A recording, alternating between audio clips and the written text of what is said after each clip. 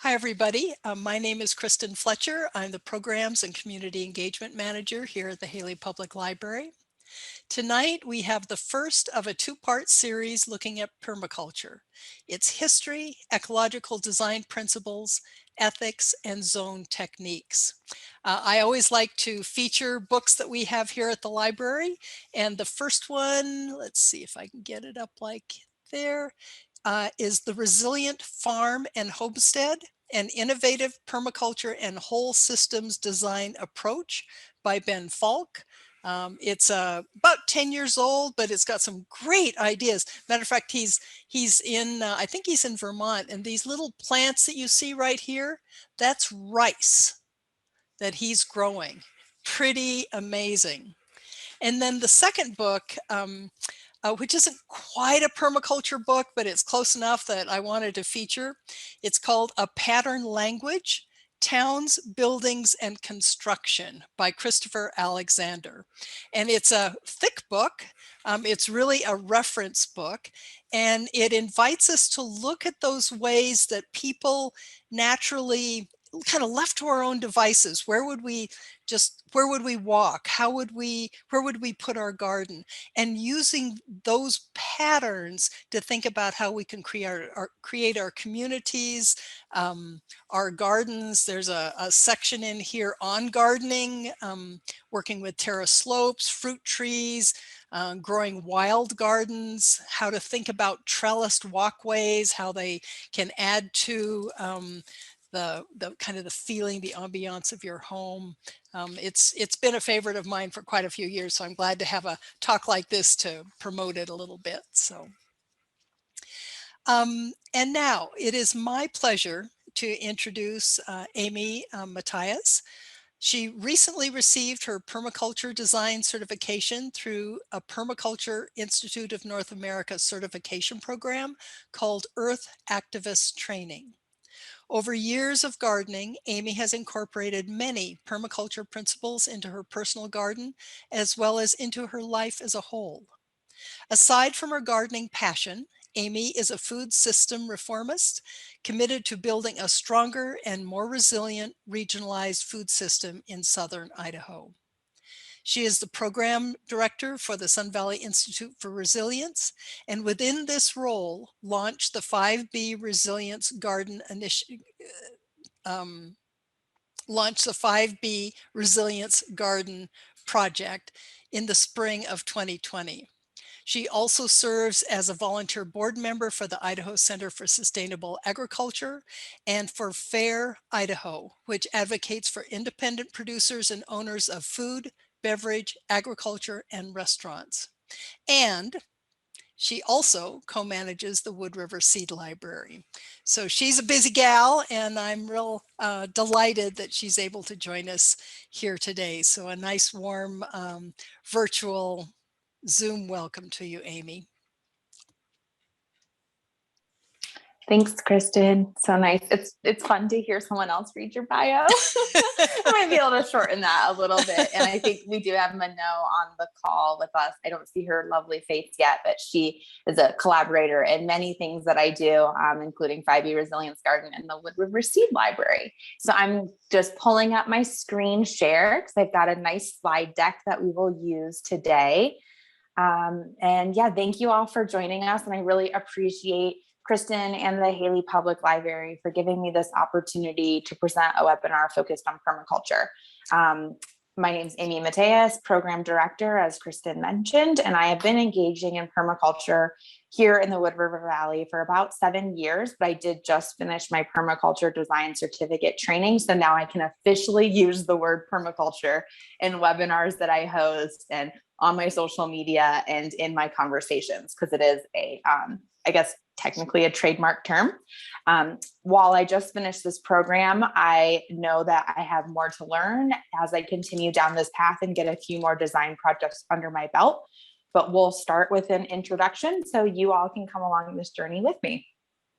And so Amy, one thing I did forget, I forgot to mention that people should put their questions and comments in the chat, and I'll monitor that chat. So okay, sorry for the interruption. No worries at all. We love to have questions and discussions too. So as Kristen mentioned, this is a 2-part series and perhaps a third. Well, I think we can make that happen. And in this round, we'll focus on a brief history of permaculture and discuss the 3 permaculture ethics.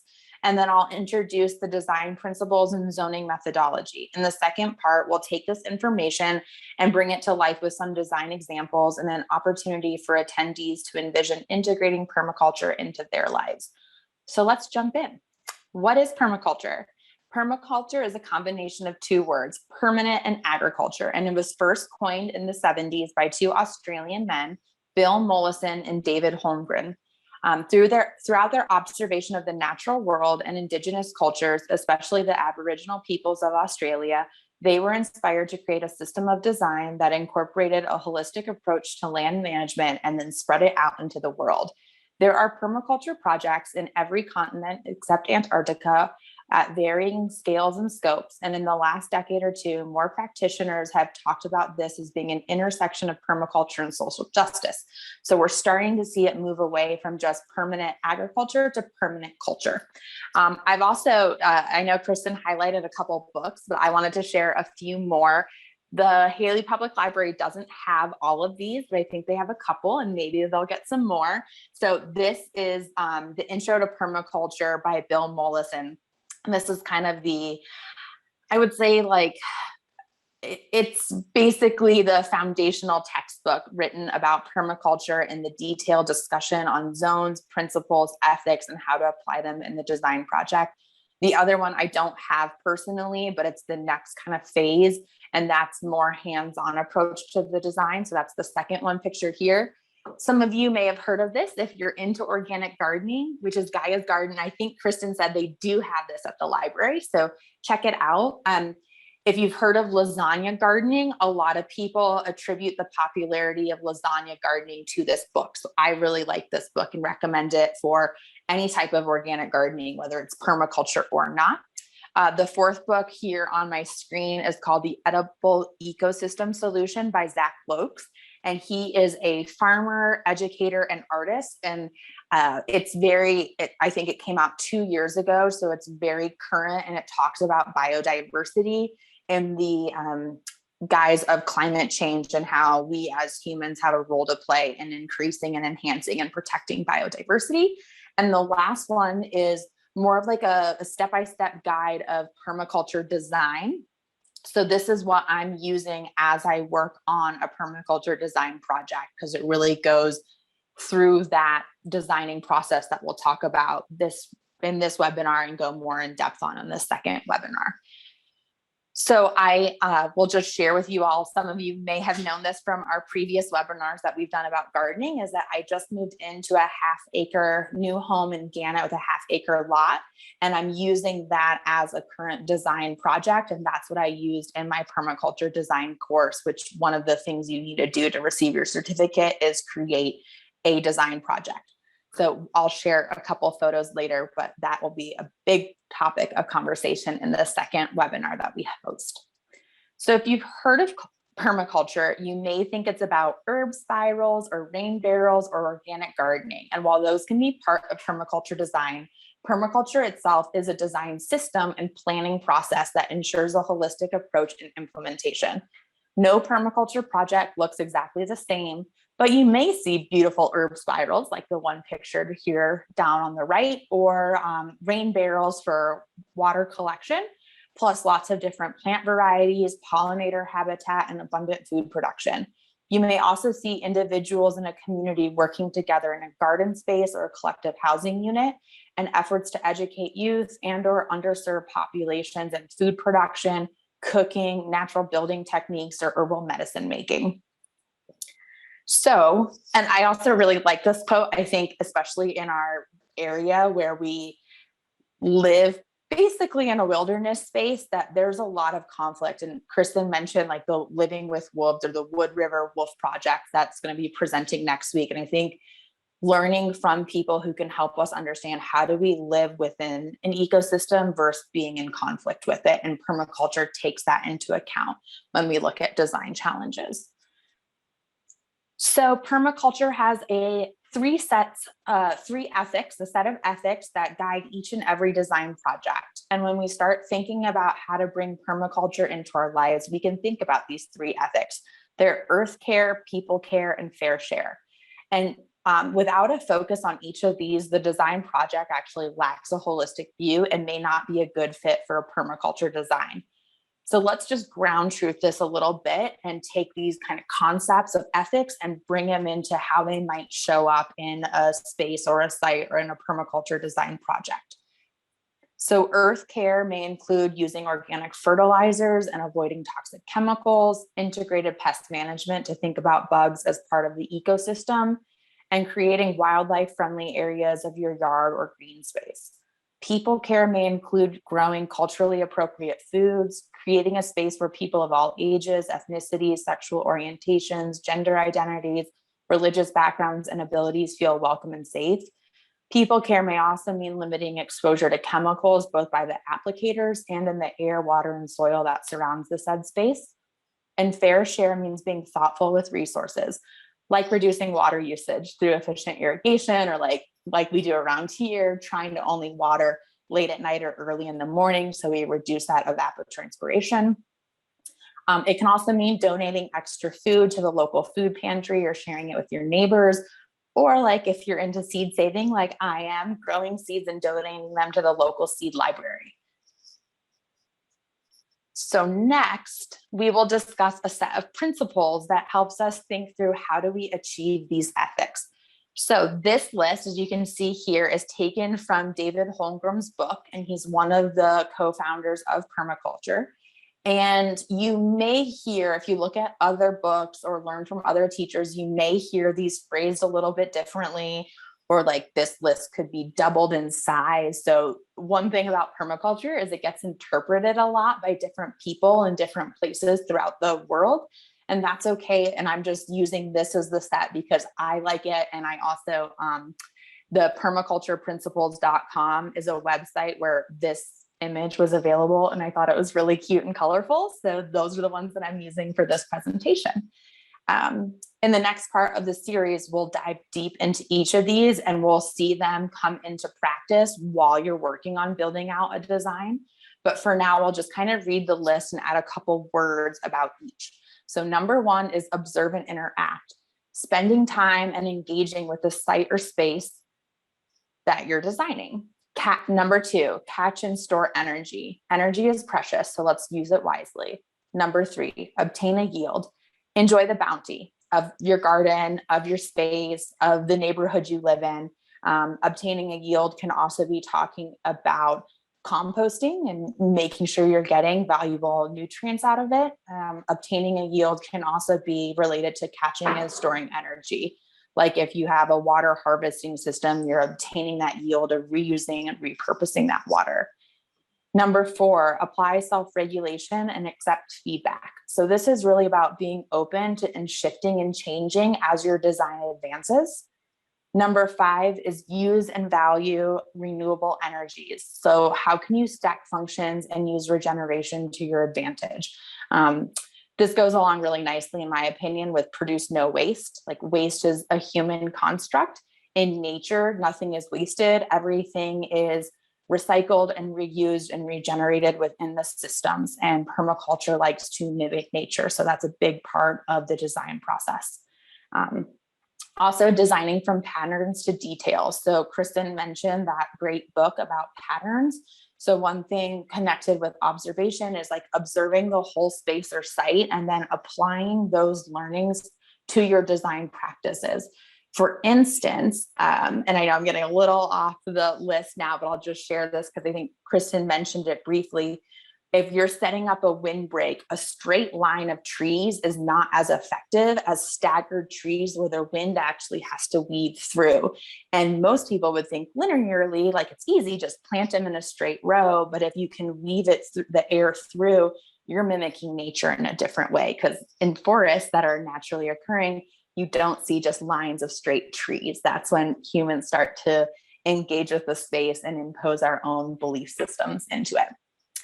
Okay, so let me get back to this list. Number 8, integrate rather than segregate. And we'll show that more in the zones, but it's really thinking about the interconnections throughout the site.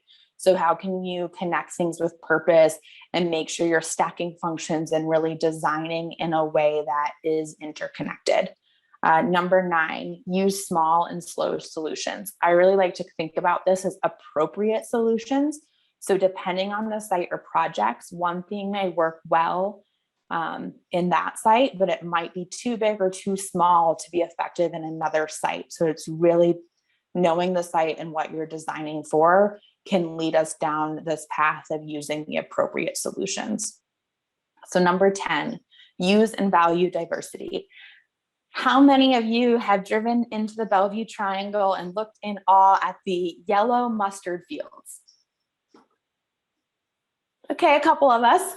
I've actually taken a different view of that. And instead of looking at in awe, I use it as a challenge to myself of like, why do I find monoculture to be beautiful? And yeah, the color blocking is nice, but in nature, diversity is beautiful. So how can we shift our mindset to see diversity as being the ideal and not monoculture? Number 11 is using edges and valuing the marginal. So something I think about a lot are ecotones, and they're the spaces where 2 or more ecosystems meet. We see that a lot around here because there's a lot of different ecoregions just here in the Wood River Valley. So like where the forest meets the sagebrush steppe. And a broader global scale where the river meets the ocean and you have those tidal basins. Those ecosystems are filled with diversity, abundance, and nuance, and we can learn a lot when observing them. And we can also incorporate them into our design, and we'll see that when we talk about zones, because we have the edges of the zones, and where those edges happen, you can really have a lot of diversity flourish. Number 12 is creatively use and respond to change. Permaculture is permanent, but it's not stagnant. So we have to revisit, rethink, re-explore, and redesign as we move through living within our design, and also as the world around us shifts and changes. So what you may have planted 20 years ago, it may not be thriving, or maybe you're creating seeds that are thriving here because they're bioregionally adapted. So being creative and being welcoming to change is really key in permaculture. I know I just said a lot, so I'm going to pause momentarily and see if Kristen has any questions. Not at this point. I think people were listening keenly to this list. Great.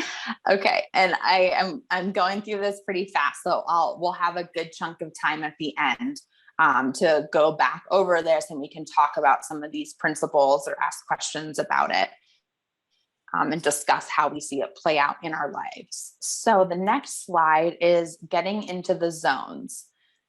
So when you start to think, oh shoot, this flipped on me. That's okay. In the next slide, I have it oriented more easily to read. So when we start to get into zones, you can think about your own site or space that may benefit from permaculture design. So if you can, try to imagine, like if it's your home or your apartment or a community garden that you'd like to incorporate permaculture into. Let's imagine that in our mind. And as I talk about the zones, see if you can kind of think about where those zones fall in your own design or in your own space. Just a couple things is like zones are very nuanced and they change depending on the design process, like everything in permaculture. There's no set sizing or spacing for them. You might have zones that aren't included in your design. You might have it where zone 1 actually meets up with zone 4 in one part and then zone 2 in another part. So zone 1 is your home, your office, your apartment building. It's a central structure point from where activity radiates outwards. Zone 1 is your most trafficked area of your site. What do you do every day? Do you get eggs from a chicken coop? Do you harvest herbs and sprinkle them on your eggs? Do you sit outside and sip on tea or coffee or read a book? Do you play outside with your dog and throw a ball to play catch with them? Do you let your children or grandchildren play outdoors, but you need to keep your eye on them? Do you have like high maintenance plants that you love but need to tend to daily? Like, do you move your house plants outside? Do you have a container garden with potted plants that you have to make sure they're not getting too parched in the dry heat? All of these are activities that are well suited for zone 1 because it's close in, so you're frequenting it pretty often. Zone 2 is the second most frequented area, and this could be like a well-established garden that you might check on just a couple times a week. Maybe your tomatoes are there or your berries, and you go out and harvest them a couple times a week, but you're not snipping fresh daily. You could also perhaps have like a beehive or an orchard that you might need a little bit more management of. If you have more animals, like if you have a rabbit hutch or a sheep herd or a flock of chicken that maybe you're not checking on daily, that could go into zone 2. If you have like a homestead dairy cow, that could go into zone 2 or even into zone 3, depending on how often you're moving them or checking on them or milking them. So then zone 3 may be where you keep your rows of corn or potatoes that you check on weekly throughout the summer or every couple weeks or a lot at the beginning, and then you kind of leave them alone for a while and then you harvest a lot all at one time. Or like your established orchard that you're paying a lot of attention to in the spring to make sure things are going well, and you prune and harvest in the fall. But aside from that, you don't actually have to go there and check in on them every single day. It might be an area where you keep perennial shrubs for basketry or medicinal plants that you're just harvesting every once in a while.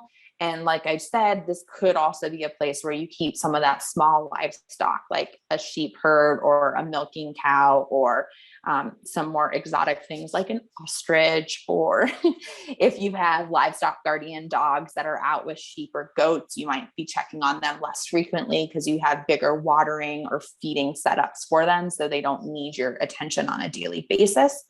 And also just to incorporate some of the urban permaculture. I know we don't have a lot of urban spaces, but we do have a lot of home gardeners in more suburban neighborhood settings with less space. So zone 3 might include like your post office or your neighborhood store, your place of worship, or your friend's house where you go relatively often, and you might be able to incorporate that into your plan somehow. Maybe it's your community garden that you check on every couple of weeks to help weeding. Zone 4 is more of a semi-managed area leaning towards self-sustaining. So if you have a well-established food forest, you could find that in zone 4. It might also be like a woodlot, less common around here because trees aren't that abundant around here, but a windbreak, that's what I have in my zone 4, is a conifer windbreak on the west side of my house. It could also be a buffer zone between like your cultivated land that's irrigated and managed and maintained and a more native habitat that's found in zone 5. So zone 5 is definitely that unmanaged land. So nothing is irrigated there. You don't really have to tend to it. Maybe you do a little bit of maintenance yearly, but mostly it's hands off. It's usually where native plant families are found. You might utilize it for recreation. You might enjoy a little bit of harvesting, but it's primarily wildlife habitat and like aesthetically appealing because you sit and you look out and you can see all the birds or all the bees flying around. It could also be the edge of your property line or a public easement space where you don't actually have the ability to make decisions on management practices. So while it's something that you are enjoying and engaged with, you couldn't actually plant a garden out there because you're not allowed to, or you don't have irrigation to do it. Or maybe it is a common area where your HOA makes all the decisions on management. So you can't plant something different there. You can't change the way that it's watered because it's managed by somebody else. So that's also considered part of zone 5, especially when you look into more urban and suburban habitats. So the next slide, here we go. This is a couple pictures of part of my process, and I'll share a lot more about this in our next webinar series. So this is my house. I got this off of Google Earth. And so what I did is first I did a really rough a graphic or a digital zoning here. And then I turned it into colored pencil because I like colored pencils a lot better than digital graphic design. So you can see that the zones are fluid, especially in this hand-drawn one where I can do curves and lines. So you can see like my zone 1 is right outside of my house, which is my zone 0, which is purple. But my zone 1 scoops up here into the patio and over here into the garden space. So on this part of this image, you can see like there's a patio over here. Well, I sit out there and I drink tea and I read books almost daily. And I go out to my garden often. So that's in my zone 1. And as I start to think about shifting and changing, because we bought a house and this was all established in here, and I knew I couldn't just tear everything out and start with a blank slate. So I incorporated this into a permaculture design, and my design project will slowly shift this into my idealized design. So while my garden is right here, if you think about zone 1, oh, go back. Sorry about that. Okay. If you think about zone 1 and it being the place you frequent often, should your garden that you go to daily be all the way over in the far corner? Or would you want to think about maybe having your garden closer into the walkway that you walk from your driveway where you park after work and you're walking up to your kitchen, which is right here in my house? Maybe your garden should actually be along that walkway so you can pick and harvest or weed as you're walking up. We had a little chicken coop that was already on site, and we're not actively, we don't actively have chickens in it. And one of the things that I want to do is I want to rotate chickens around my yard so that they're scratching and eating bugs and adding some nutrients to the soil. But there's no water over here in this area. So in my current zone, I put it as a zone 2 because we have some storage over here as well. It's where our lawnmower is parked. It's where we have a couple compost bins set up. But the chicken coop is over here too. Well, I'm probably going to check daily on my chickens, and they need water. And especially in the winter time, because it's so cold, they might actually be better served being closer in. Right. So could I take them out of zone 2 and move them closer into zone 3, maybe over here by my walkway on my way to my patio where I go relatively often? And I don't know what that'll look like in the winter because I've only been here for a couple of months so far. So part of this is that observation and being engaged in the space and being flexible to shift this plan over time as I learn my own habits and behaviors in my house and on my property.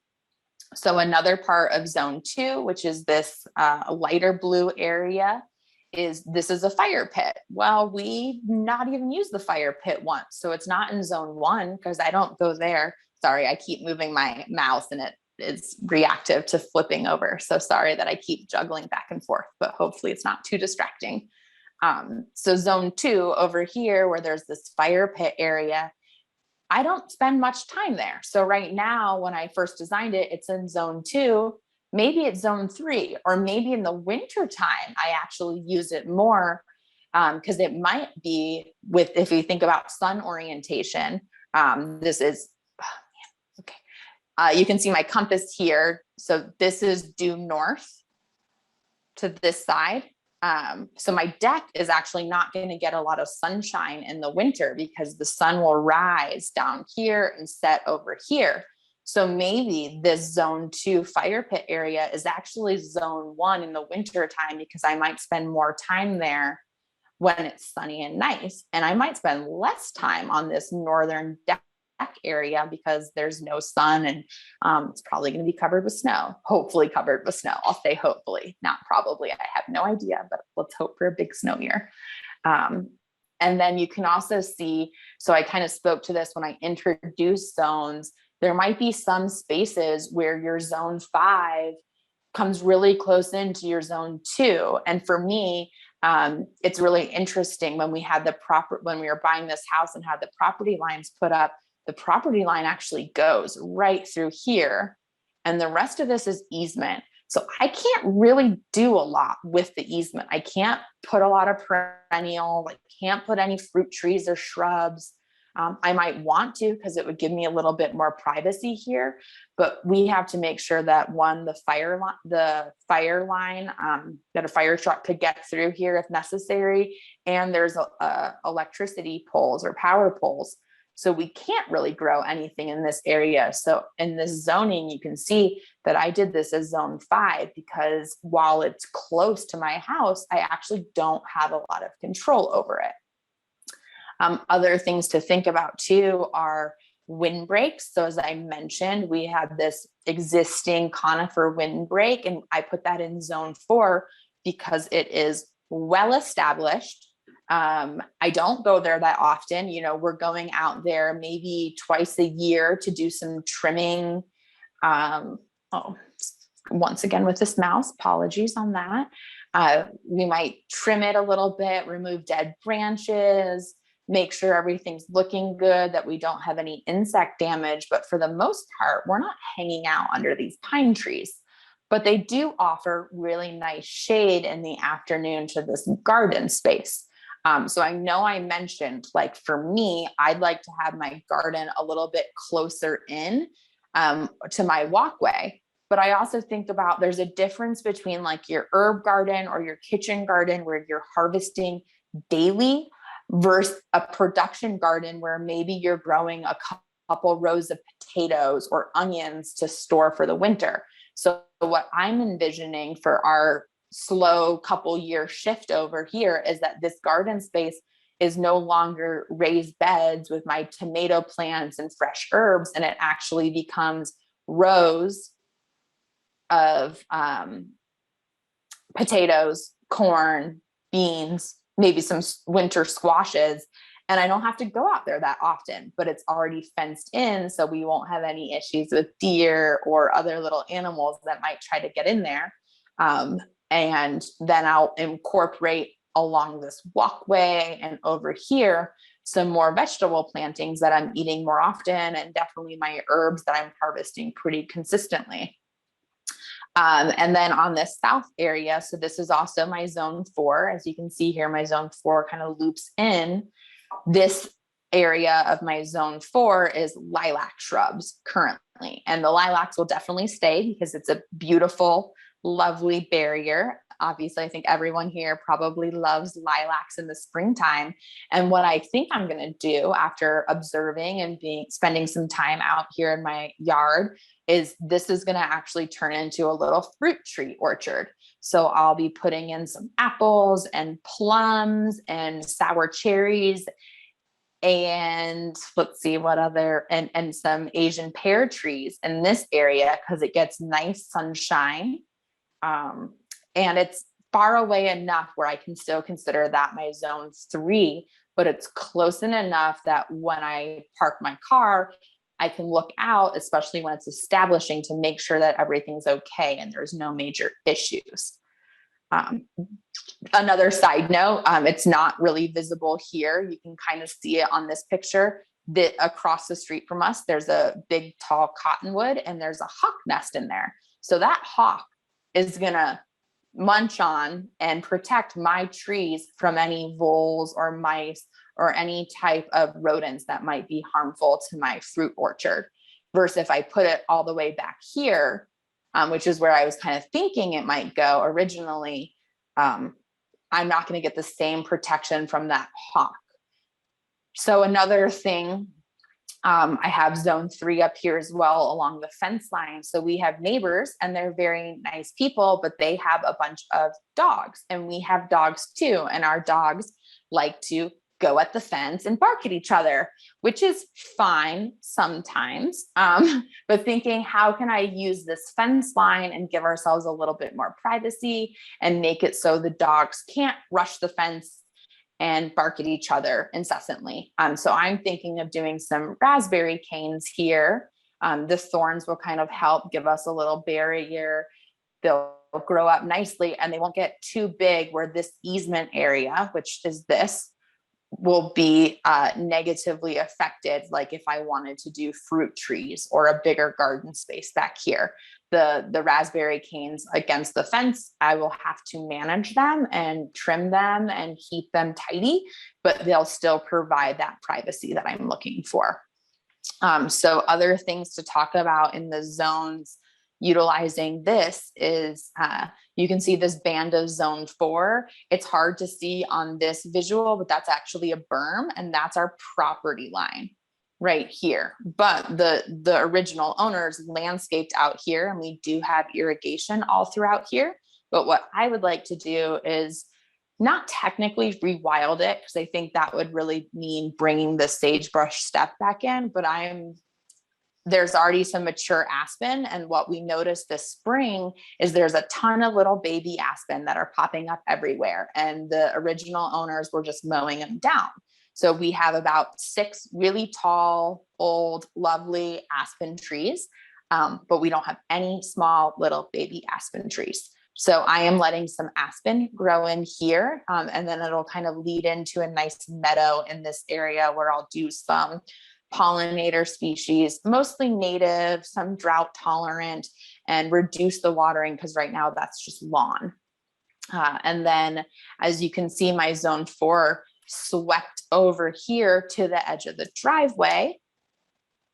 So this band is included in zone 4 because while it is close to where we're spending time, this is a really lovely bird habitat. We have a lot of different birds that live here and a bird bath. So we don't frequent this area often, and we're just going to incorporate some more shade tolerant pollinator species here. So it's zone 4 because I'm not really producing much.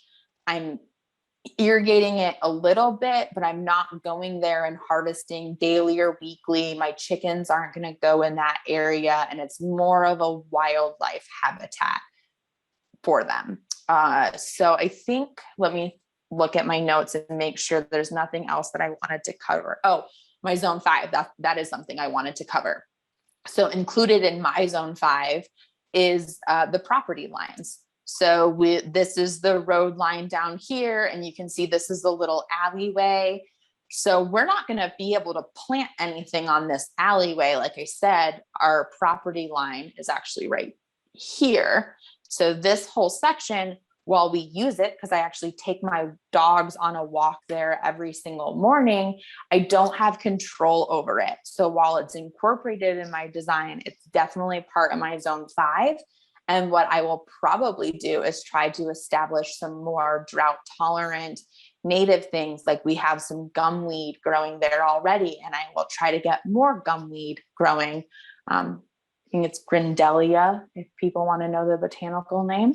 And there is some dogwood on this, but there's also some invasive weeds or not desirable plants like knapweed and bindweed that I am weeding out because I don't want our county to spray this, because this is a county road. It's a dirt road, but they will spray it if they see any of those noxious weeds. So I am managing that to a certain extent. And that is not necessarily something you would always do in a zone 5, but because I'm conscientious of the chemical use, I am making sure that none of those noxious are showing up in that area so I can avoid the pesticide truck coming along and spraying on the edge of my property. So I think that is everything I wanted to share about my zoning and thoughts on it.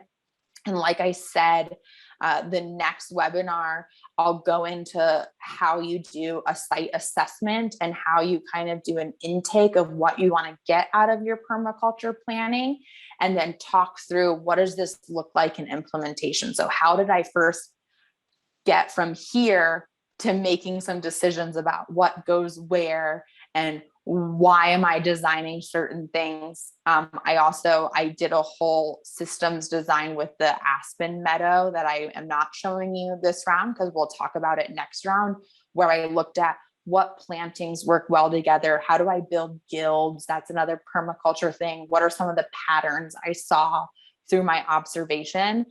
So the zones, the principles, and the ethics are very much the first step into bringing permaculture into your lives. And you can apply these to anything you can possibly think of, right?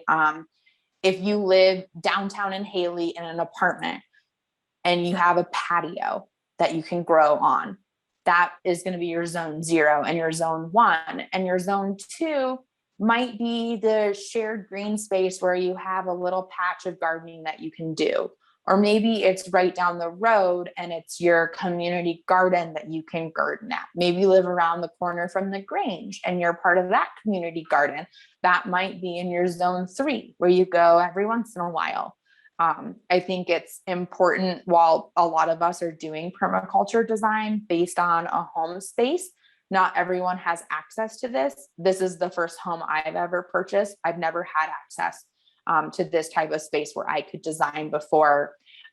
Also, just a thing to note is that a lot of people, when talking about permaculture, especially some of the experts, their ideal is to start with a blank slate or a place that needs a lot of rehabilitation, right? Bare ground or ground covered with noxious weeds, or really, especially back in the East Coast, you'll see like these overgrown, bushy, woody perennials that might not be native. A lot of permaculture designers love to work with that because it lets you start from scratch and create whatever you want. I'm not in that position with this design.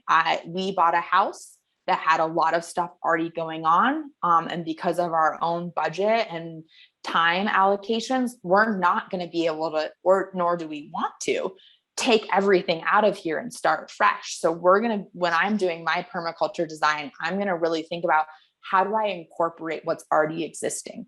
So like the conifer windbreak over here, that's going to stay because it's really nice to have a windbreak and it gives us privacy from the neighbor next door.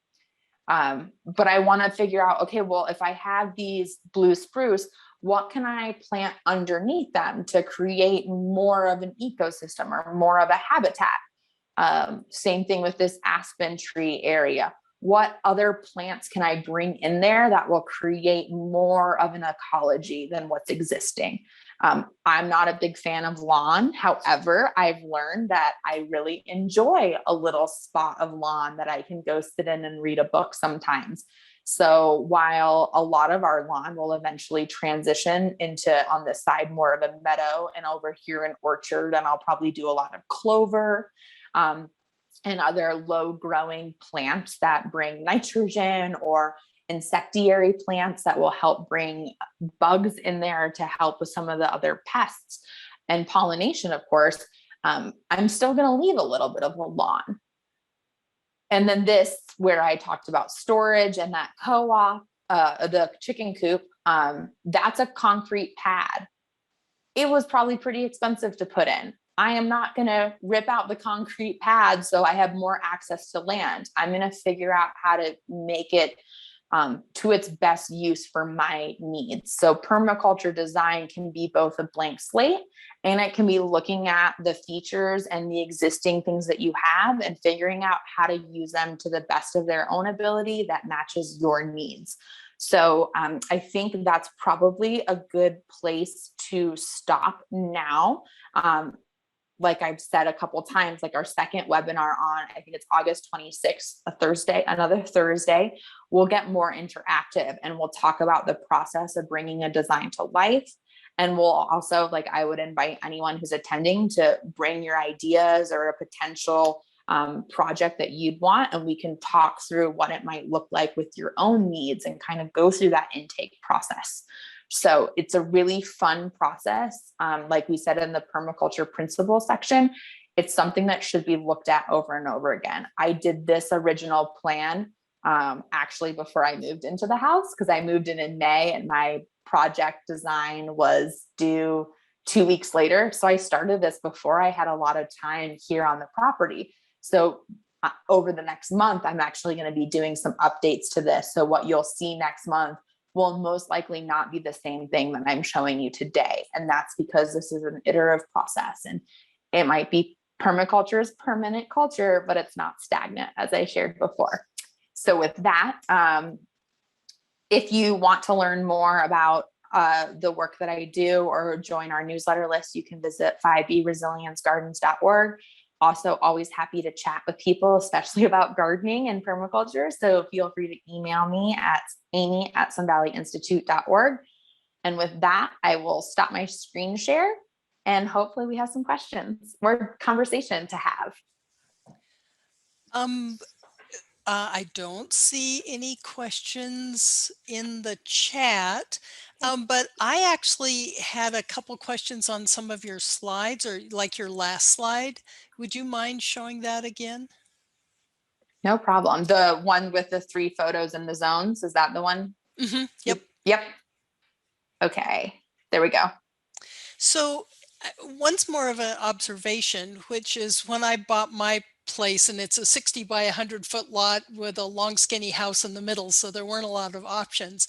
You know, I looked at landscape design books, and they talked about considering like where you might be recreating, or you know what your if you want to, if you like having people over for dinner, you know, a place where you could you know, have a party. I can't think of the right word. Or I mean, for me, I have a dog, so I needed a place for a dog to run. And it struck me that this is similar in a way, but different also. Mm-hmm.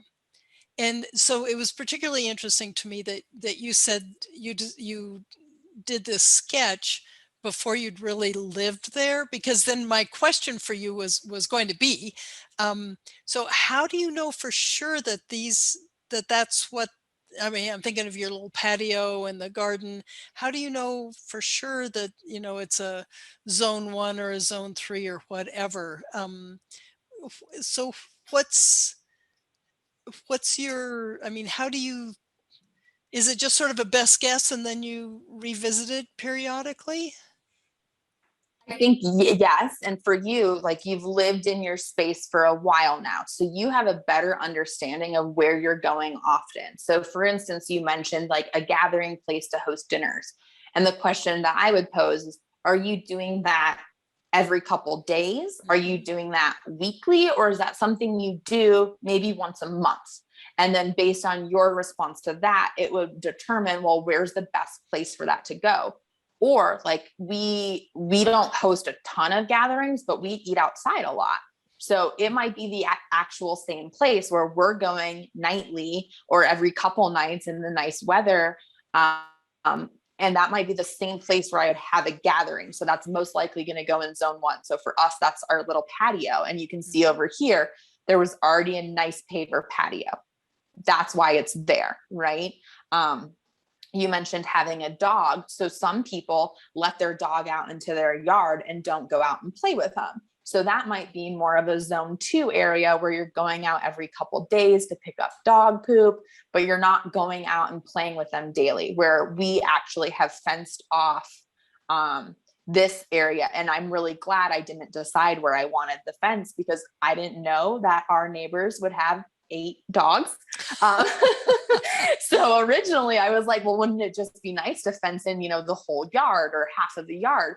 Well, what we realized really quickly was like, no, we don't want a fence that abuts their fence line. We wanted a fence over here where our dogs actually couldn't see into the neighbors. Mm-hmm. So our new dog yard, which I'll show in the next presentation when I do some updates to this, it goes, the deck is included in on it, and then it goes out like this, and at the bottom of the berm and around right here. So now there's a little gate onto this patio, and the dogs have this whole area.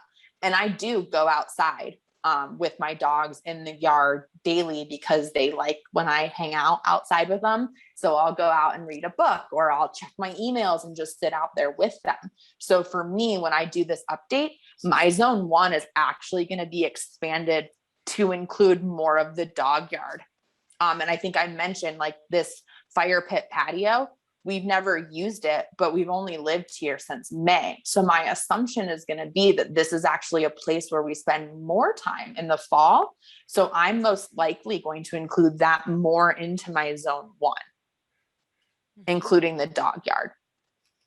Does Well, that answer your yeah. question? Oh, I yeah, know it it's a does. It was roundabout way of no, answering it it. was perfect. It was perfect. And I was just thinking about your fire pit. It's the house blocks the wind, which is really nice. So you can actually have a gathering there. So Yeah. um, Oh, see, I didn't even think yeah, about that, yeah, but you're right. And then it reduces fire danger too, yep. right? Hmm. Because if it was on this side over here, this side over here, we might Hmm. be, or if it was in the front, right, where there's maybe some more weeds or you can't control your neighbor with overgrown stuff, there might be more fire danger.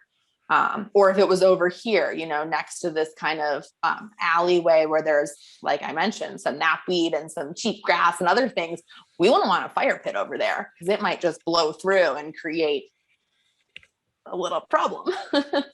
Yeah. Yeah, we do have a question, but I wanted to just make one additional comment. I loved your idea of putting raspberries along your fence because in my growing up house, somebody had a concrete block wall, and the way they did the corners was it kind of made steps up it. They if you imagine just sort of like logs, like a log house, how one was over on top of another, and so the kids would use them as a little ladder to hop over the fence. So my mom planted a rose bush at the bottom, and that took care of that. Yes, exactly. And I mean, Oh, that's where you start to think, and I didn't get too far into this, but the idea of stacking functions. Roses are beautiful.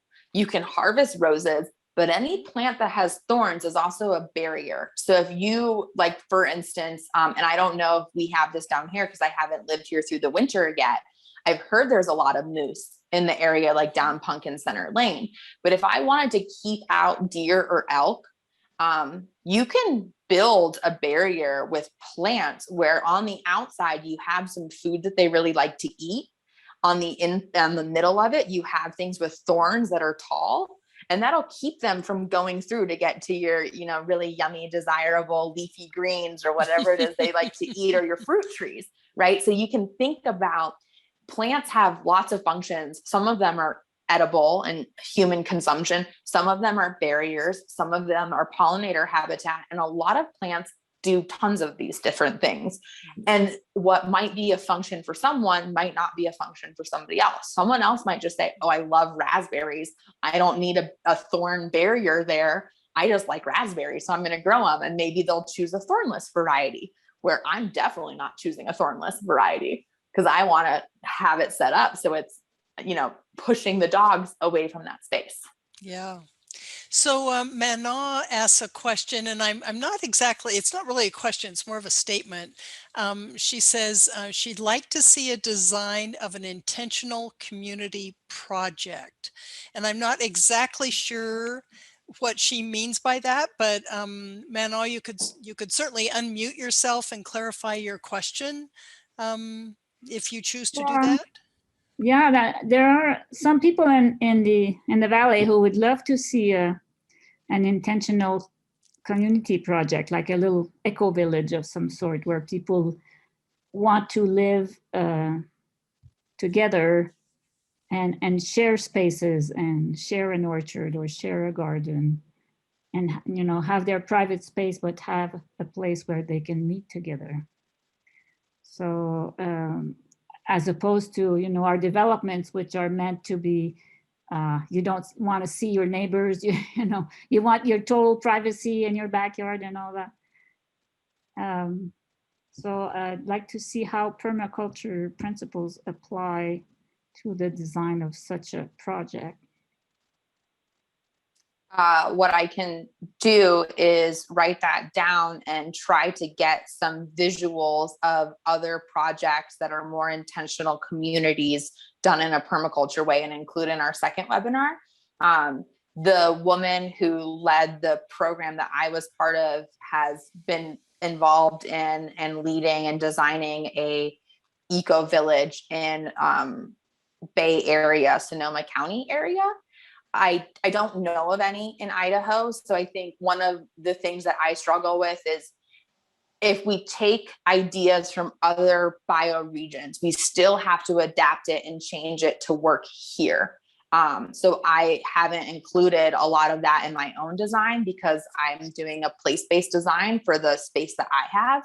But what I'll hope to do in our next webinar series is both bring some examples of other designs that aren't my own design, but also give you the tools of how you can go through the design process on your own to talk about, well, we want the shared orchard and we don't need the privacy fence.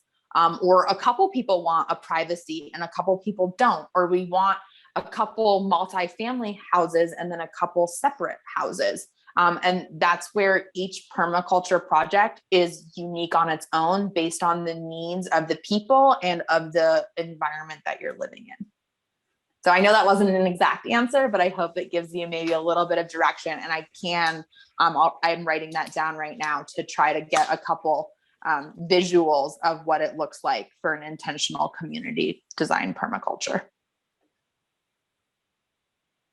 Yeah, and you're probably thinking about this already, but doing a first draft of your permaculture design, and then your one in a month, you know, seeing them side by side would be really interesting, and just kind of how you thought that through. And yeah. Stuff. And another part of that too is like what I have the ability to change for next year, like my next growing season in 2022, that might still not be the fully realized design that I hope to achieve in 10 years, right? So if you think about an orchard, I might be able to plant fruit trees next year, still not 100% sure if I'll be able to or not, just with budget and time and still getting to know the space. But that orchard's not going to be producing food for a couple years. So how can I use that space thoughtfully in that time period? Right. So do I plant some cover crops that chickens like, and I'm grazing my chickens to build the soil fertility there, and then move the chickens away into a different area in a couple of years? So there can also be timelines of design. So this is, year zero. And what I think I'll come up with for the next month's webinar is year one. And that'll be what I'm planning to do from now until June of 2022. And then what I'll most likely do is over the winter, and I think into the spring, after I've spent a whole year on this property, is probably reiterate it again and really think through, okay, now that we've lived here through a winter, now that we've seen the way that the snow melts in the springtime, how do I have to adjust it for that? And like, this is just something I've been thinking about as we're talking, because it came up in a conversation as I was walking through the yard with my husband a couple weeks ago. So this, you can't see it that well. This is all spirea, which is beautiful, but this is the garage, and we have a stucco home. That's the exterior, and it gets really hot. So there's a section of this that doesn't grow anything. So in my mind, I'm thinking, well, what could I use this for that maybe benefits from that? And Kristen, I think you've done I always struggle pronouncing this, espalier fruit trees where they're growing against a structure. Well, peaches like heat, right? So could this actually be a place where I use to grow some stone fruit that might not do that well?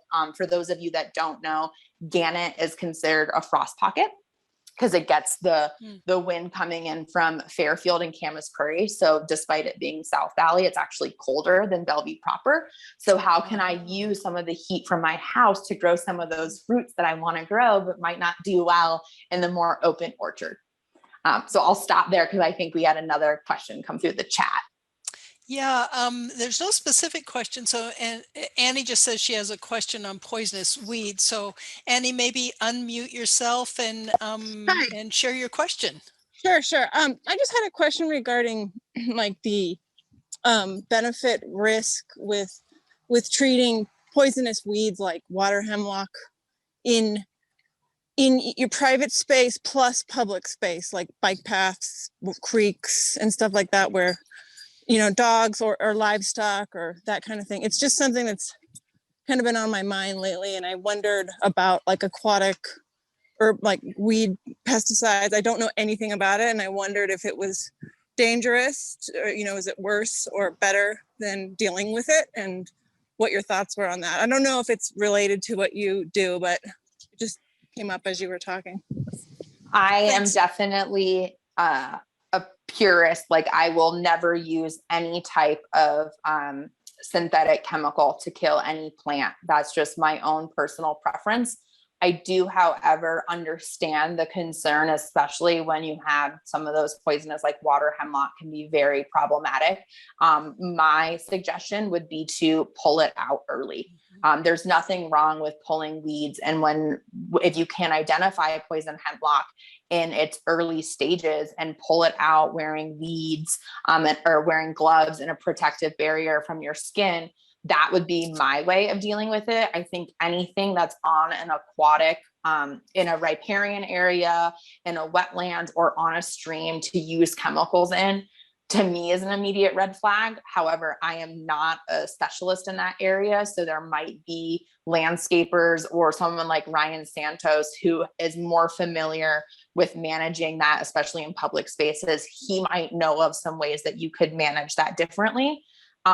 I'll say my kind of paradigm that I take on things is that a lot of, like, there's a language of weeds. Weeds are telling us something about an environment. So how can we look at what is it telling us that there is some things? And I don't know water hemlock enough to say, well, it's missing this. I do know about water hemlock because it's very beneficial to pollinators. So could you plant more pollinator plants in the area and then get rid of the water hemlock? Or is it related to potentially different nutrients that are in the water? And could you figure out a way to maybe do some wetland restoration where you're planting some things upstream that are filtering out some of those toxins?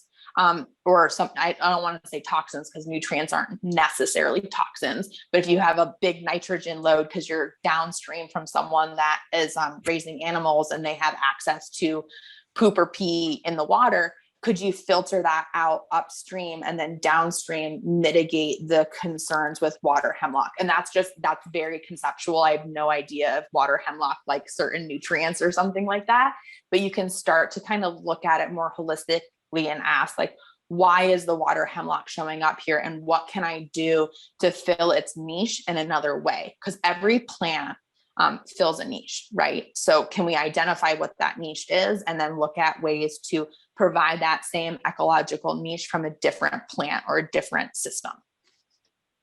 And just if a anyone quick follow-up. Mhm. Just a quick have you known of it being around here a lot? And because there's a bunch of it here where I am in the valley, and I just wondered if I read that it can be environmental, maybe that there's not enough frost or warming related. And I wondered if you'd heard of it being around here before. I have definitely seen it like out in Croy area on trails, like on the water for sure. And my instinct, and that's kind of why I brought up like the animals grazing, I see them on creeks where I know there's sheep grazing. So I'm not sure if that's like a movement of seeds that are transplanting them, or if it's related to nutrients, or like because Croy is a warmer area than further up north. I'd invite anyone who perhaps has more information about that. Like Kristen, I know you're very involved with the Native Plant Society, so maybe you have some insights into water hemlock. Anything? Yeah, just a couple things. I thought your advice of pulling it was an excellent one. It is a toxic plant. If horses eat it, cattle eat it, it smells nice. It's real pretty. Kids can pull a stem, snap it in half, and it's hollow, and they might put their mouth to it. So my recommendation would be to pull it. There are chemicals that have been determined to be safe around aquatic situations. I personally don't feel comfortable with that, so my choice would be to pull it, although you'll probably have to pull it for a number of years because it's a pretty hardy plant. And it's all up and down the valley. It's in the Sawtooth Botanical Garden, the ditch that it's actually Clear Creek, which has been rerouted where the Clear Creek offices are as you're getting close to Ketchum. That's Clear Creek, and all the way down to Greenhorn. It practically lines that creek. It's actually a very, very common plant. And as we were talking, one of the things that crossed my mind was I don't remember actually seeing it in a wild creek, you know, like in a like along the Big Wood River. I'm trying to remember if I've ever like seen it in that kind of a situation. I've almost always seen it around canals or like Clear Creek, which is a real creek, but it's been diverted into a canal situation. That's where it's the most common. But if you're in a place that where you're seeing that and it's trafficked, people and animals and especially kids use it, I would start to work on pulling it. But do wear gloves. Sometimes people need to wear masks. It usually isn't necessary to do that, but to keep the juices off any skin portion, and then probably to use that heavy duty those big construction, heavy construction bags. You can get them at the Valley Co-op. It's more than just sort of a grocery bag, or not a grocery bag, but a leaf bag. There's a kind of a construction grade, heavy duty. That would probably be a real good thing to put it in. So that's all I can think of, but other people may have some knowledge around that too. I've seen it. It's the Red Elephant Gulch, which I think is technically Elk Creek. And I know that's frequented often by sheep, but I think they do a relatively good job about keeping them out of the riparian areas. But I know it's not a super busy road or trail. So maybe I should let someone know that it is growing out there, because Yeah, this is growing in Elkhorn along the bike path, like in huge amounts. So the weed abatement people are going to deal with it. I just was wondering about, I know they're going to have to treat it because it's so public, and it's like on various lands, like Lane Ranch, or not Lane, I guess Lane Ranch and Elkhorn and golf courses. And I just feel kind of bad, but I also don't know, Yeah, there are a lot of plants that look like water hemlock. One of the qualities of, well, two qualities is their inflorescence, their seed, their flower bloom part is kind of cone shaped. It has a pretty curve to it. And the other thing that is very distinctive is if you look at the leaves, the veins in almost all plants end in the tips of the leaves, but in water hemlock, it runs up in the V of the leaves. So if my fingers are leaves, typically a vein would run up the leaf like this. But with water hemlock, it runs into the V of that leaf. So that's one way you can identify it. But like I said, that's what triggered me to contact them. Was I was like, okay, it is, and they verified that it is. Yep. This stuff is for sure hemlock, because it does have the rounded tops, and the leaves are like, it's a beautiful just like plant. Yeah, it's very pretty from afar. From afar, right? Yeah. And then we have a couple of sorry. I added that up from the USDA. It's just more information about water hemlock in case people aren't familiar with it and you want to be aware, because I think it's important to be aware of the toxic plants that we do, or the poisonous plants that we do have in our area. Because like Kristen and I have both shared, it's very pretty. And people could think it's something cute because it kind of looks like, it's in the Apiaceae. I'm not great at my botanical Latin. It's in that same family. So it's related to wild parsnip, to carrot, Queen Anne's lace. So it has that similar umbel. Pollinators love it. So you might not know that it was a very poisonous plant. Yeah.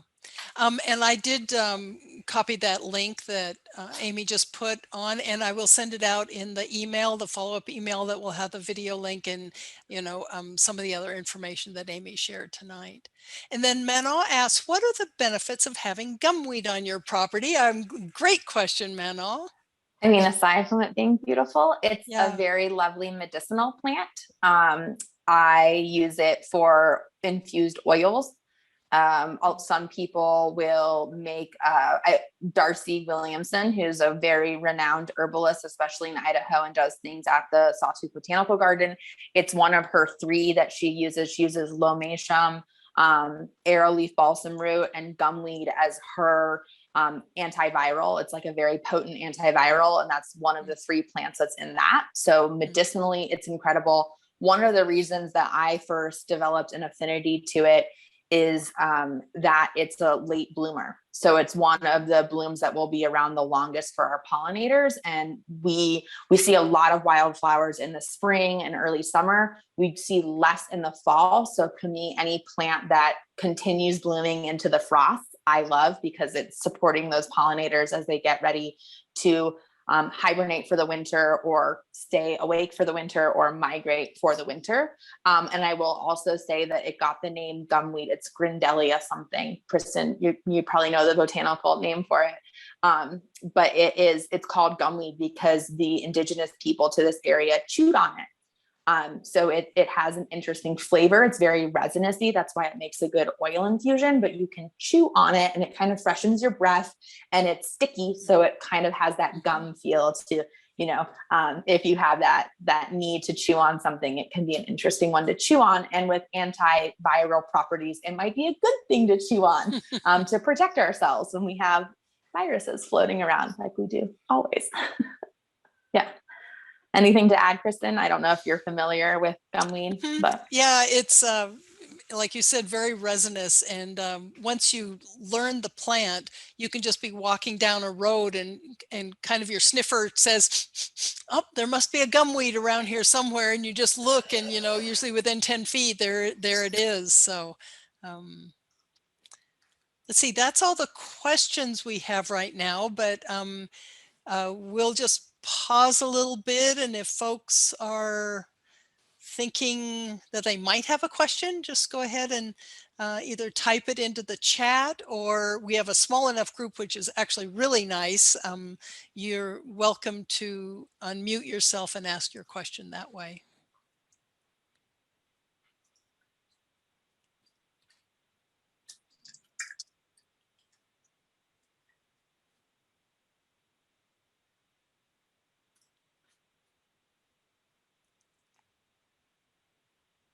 Well, maybe not. Maybe you've given us all a lot to chew on. That was really wonderful. It was a wonderful overview, and I'm excited to see the next part of the presentation, kind of where you take us. Oh, I did have one question. So do you want folks to attend the August presentation with some permaculture ideas in mind, or like a situation in their yard, or in a park, or a community garden that they're kind of thinking about? Do you want them to sketch it out, or what are your thoughts for that part? one more thing that popped up about Grindelia really quick is that it's very drought tolerant. So it barely needs any water, which is lovely to see a plant thrive with barely any water and be such a staple for pollinator species. Sorry, back to that question. Yeah.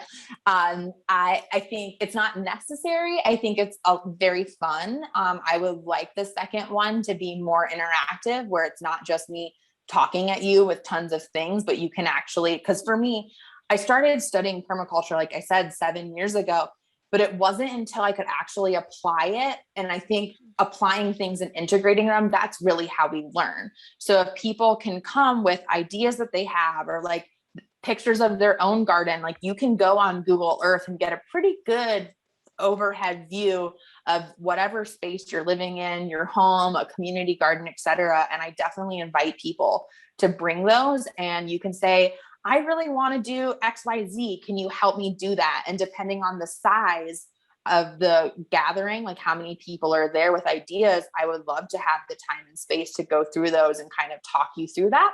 But what I will do, I'm still working on the exact flow of the presentation, but a lot of people like permaculture, Kristen mentioned that I'm a certified permaculture designer. So some people make a career out of that. Some people, if they're landscape architects, incorporate this permaculture design into that. And there's ways that you do site analyses and client intakes to really get to understand like what's the purpose of your design. Because with anything that you're designing, like you kind of need to know the why to it, or like you could literally design whatever you wanted and it wouldn't matter. So I plan on going over like what a site analysis would be, and then what kind of questions you would take on your intake. So if people don't come prepared, they might be inspired during that process to kind of think of some things on their own. So I think totally invite everyone to bring a photo, an idea, your current garden design, and then questions that you have of how you could incorporate more permaculture principles into it. And then kind of my backup plan, if we don't get anyone doing that, is I will kind of throw out some questions and ideas to people based on my permaculture plan and say, how am I incorporating this principle? Do you all think this zone should be a little bit different? What's missing from my plan? Right. And kind of get people to engage hopefully on that, because I definitely appreciate the interactivity. But I know not everyone's comfortable with it. So if you just want to show up and sit back and listen, that's fine too. Well, that sounds wonderful. Thank you very much.